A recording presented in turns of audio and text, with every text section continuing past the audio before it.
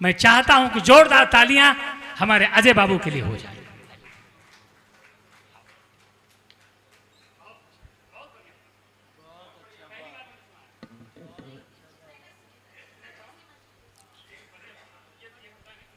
बहुत बहुत धन्यवाद।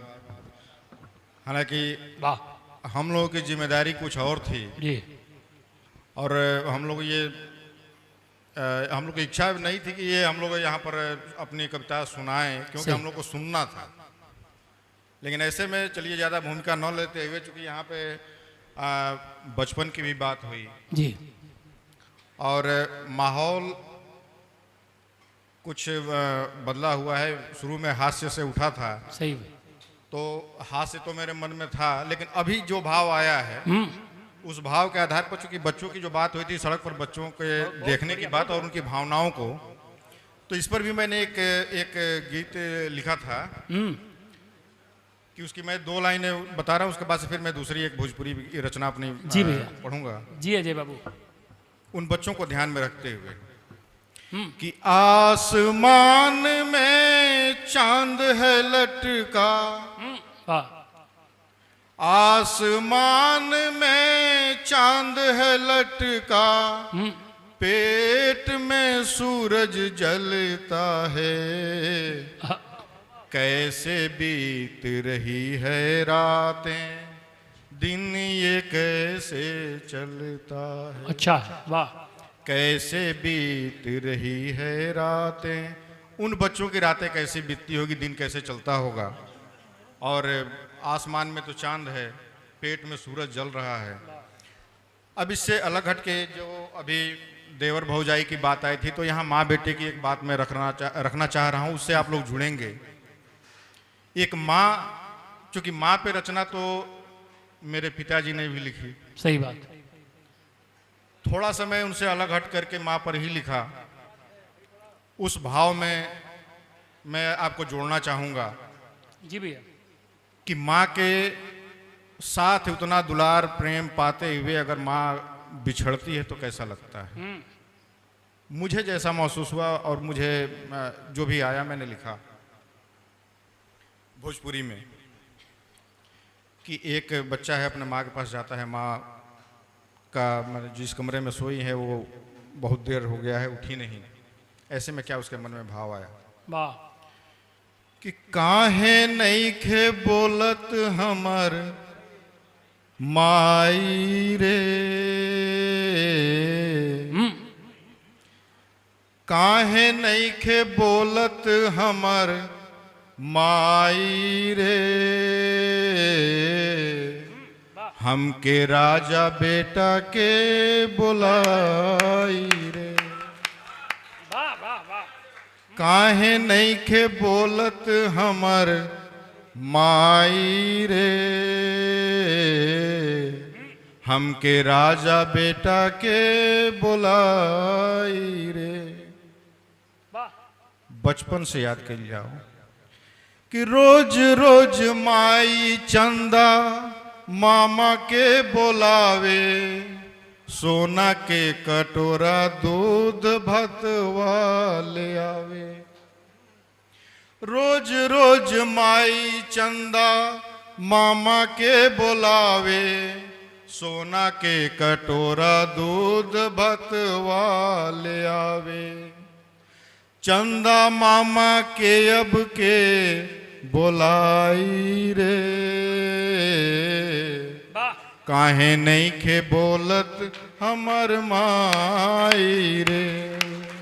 बहुत बढ़िया, वाह, वाह, वाह, वाह, थोड़ा सा बच्चा बड़ा होता है, 4 पैर से 2 पैर पर जब आता है, क्या बात है, वाह, वाह, वाह, वाह, वाह, वाह, वाह, वाह, कि केनियों से खेल कूद करी के जो आई, नून तेल रोटी चोन मुनवा खियाई।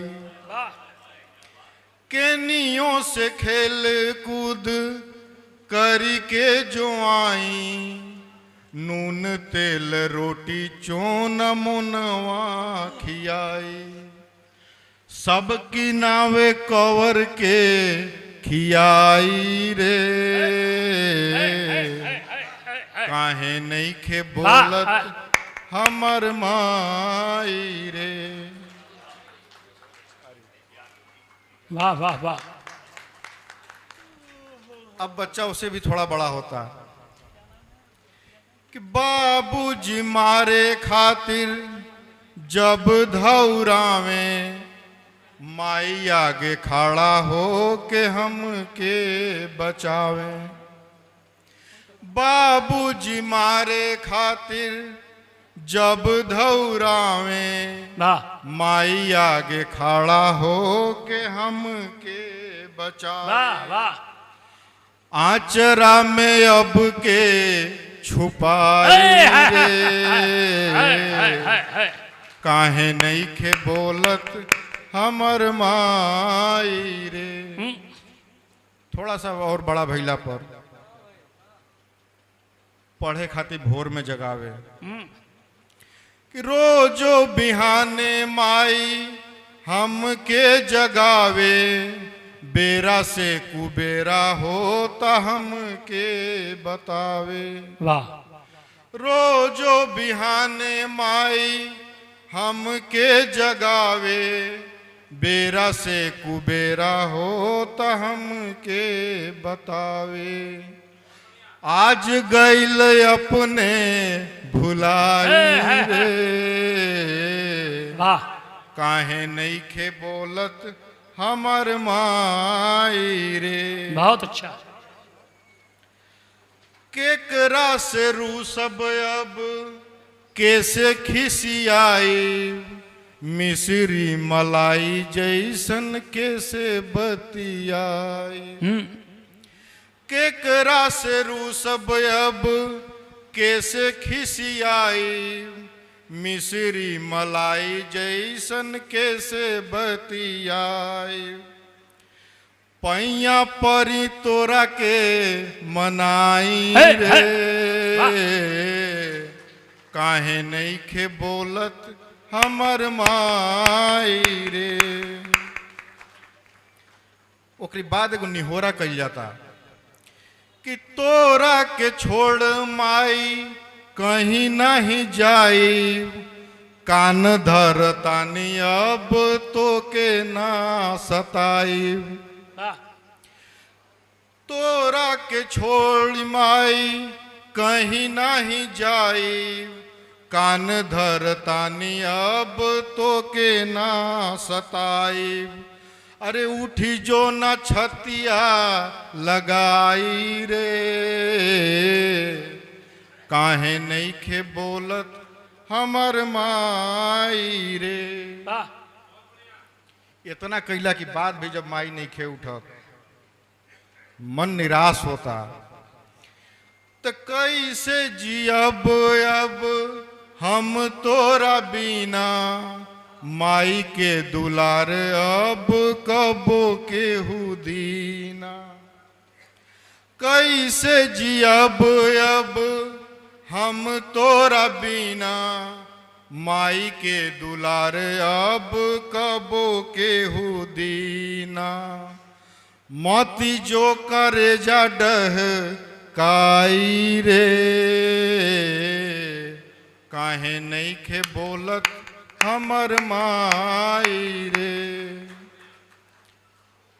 अंतिम पड़ाव कि बांस के विमान बाटे खरबा बिछौले। चार लोग मिली जुली कान पर उठौले। बांस के विमान बाटे खरबा बिछौले। चार लोग मिली जुली कान पर उठौले। चल दिहलस हाथवा छोड़ाई रे। काहे नहीं खे बोलत हमर माई रे। काहे नहीं खे बोलत हमर माई बहुत अच्छा। रे।